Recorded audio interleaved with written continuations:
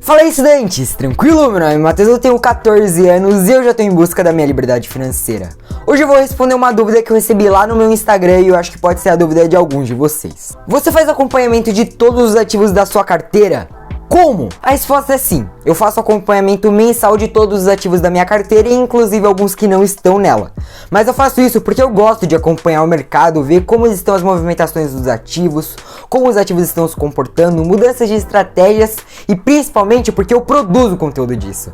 Lá no meu Instagram, aqui no YouTube, lá no Telegram, enfim, eu sempre preciso estar acompanhando esse mercado para fazer o meu trabalho. Mas eu acredito que esse não seja o caso da maioria de vocês. Muito provavelmente vocês trabalham com coisas distintas e não com o mercado financeiro. E por isso, eu acredito que não seja necessário um acompanhamento mensal.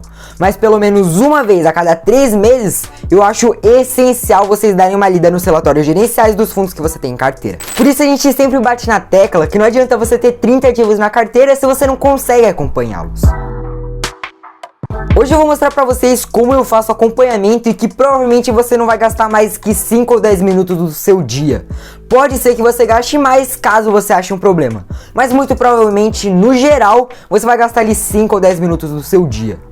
Mas lembrem-se, o que a gente tem que levar em consideração é que um fundo não perde seus fundamentos de um dia para o outro. Isso é um processo gradativo. E por isso o acompanhamento a cada 2 ou 3 meses é de suma importância.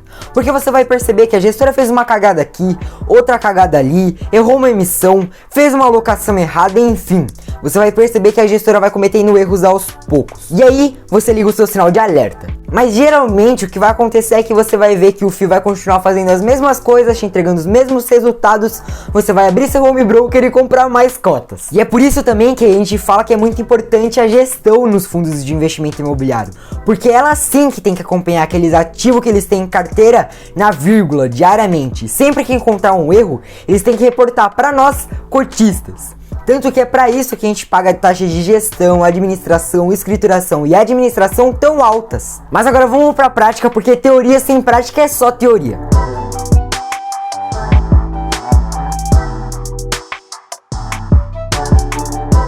E hoje, para mostrar como que eu faço isso, eu trouxe o BAI11. De uns tempos para cá eu venho acompanhando mais de perto por conta da sua inadimplência que vem aumentando. Só lembrando que eu não vou analisar esse fundo aqui, eu já fiz uma análise completa que vai estar aqui na descrição do vídeo, onde eu mostro cada detalhe e uma análise completa sobre o BAI11. Nesse vídeo aqui eu já vou fazer uma reanálise de um fundo que eu já conheço, sei a tese, entendo cada pormenor. Agora eu só vou ver como que ele está se comportando nesses meses. Nessa reavaliação, as primeiras páginas são as mais importantes, porque é lá que ficam localizados os comentários do gestor. Então, se tem algum destaque ou algo importante que o gestor precisa falar, teria que estar nessas primeiras páginas. Aqui ele fala que em setembro o fundo possuía 17 CRIs, sendo 9 de créditos pulverizados, nos quais constavam 1.162 créditos imobiliários com ticket médio de 236 mil por contrato e garantias totais de 1,8 vezes o valor do empréstimo. E nesse primeiro parágrafo, o que mais me chama a atenção é que aqui ele fala que a cada R$1 de dívida eles têm R$1,80 de garantias, o que vai se mostrar muito importante mais pra frente. Depois ele menciona a distribuição que foi de R$1,15 por cota, que nos últimos 12 meses ele apresenta uma distribuição de 14,76%, um excelente yield. Houve também uma aquisição de um CRI de 10 milhões de reais com uma taxa de IPCA mais 7,5% e um LTV de 50%.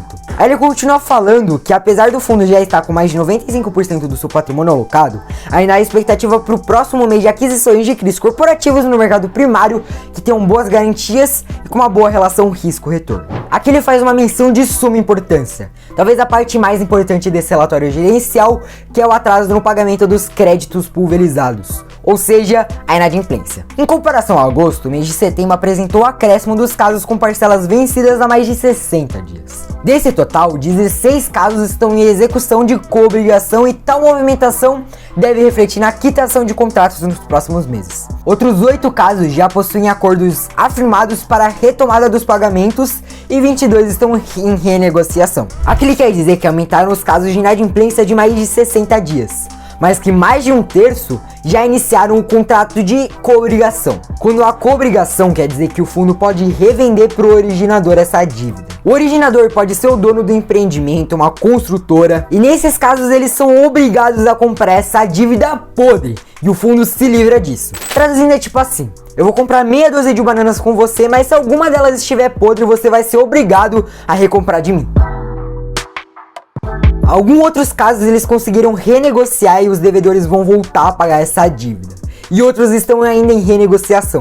Mas falando a true, falando a real aqui, eles estão devendo e vão continuar devendo. Nos casos acima de 180 dias de atraso, existem 25 contratos, sendo que um já está em renegociação, 12 estão em execução de cobrigação e outros 12 em execução de garantia. Esses são os casos mais críticos, onde a negociação já foi feita e agora é tentar recuperar na justiça. Então metade dos casos estão em execução de cobrigação, que são os casos que a gente viu agora há pouco, e outros 12 deles estão em execução de garantia, ou seja, eles vão tomar o imóvel do devedor para depois vendê-los. E por isso o dinheiro depois dessa operação vai entrar para o fundo. E aqui é até legal a gente mencionar o quanto o LTV é importante. O LTV é o Loan to Value, quanto a dívida representa diante as garantias. Vamos imaginar que, por exemplo, essa garantia que está sendo executada seja um apartamento. Se o LTV fosse de, por exemplo, 50%, quer dizer que se a dívida dele era 50 mil reais, o apartamento, que é a garantia, vale 100 mil. Por isso o LTV quanto mais baixo é melhor. Porque imagina que fosse ao contrário, a dívida dele fosse de 100 mil e o apartamento dele valesse apenas 50 mil. A conta não ia fechar. Mesmo que a dívida fosse de 100 mil e o apartamento valesse 100 mil, eles ainda sairiam no prejuízo. Porque além das burocracias, os custos que eles têm com advogado e com tudo mais, eles ainda teriam um problema de liquidez. Então para vender mais rápido, muito provavelmente eles teriam que baixar o preço do imóvel. E eu praticamente terminei a reavaliação desse fundo aqui. Eu vou continuar lendo o relatório inteiro para entender um pouco melhor, mas se vocês quisessem, a reavaliação podia terminar aqui. Caso tenha ficado alguma dúvida em relação a algum indicador, é só você ir direto e procurar. Por exemplo, eu queria saber qual que era o LTV médio. Eu descobri que era de 59,7% quando não há cobrigação e 96,5% quando há cobrigação, o que pra mim tá super ok. Mas agora me diz, vocês reavaliam suas carteiras de FIIs todos os meses? E de ações? Conta aqui pra mim nos comentários que eu quero saber. Fechou? Eu vou ficando por aqui. Não esquece de clicar no botão da fortuna, que é esse daqui, ó. Um abraço pra vocês. Falou!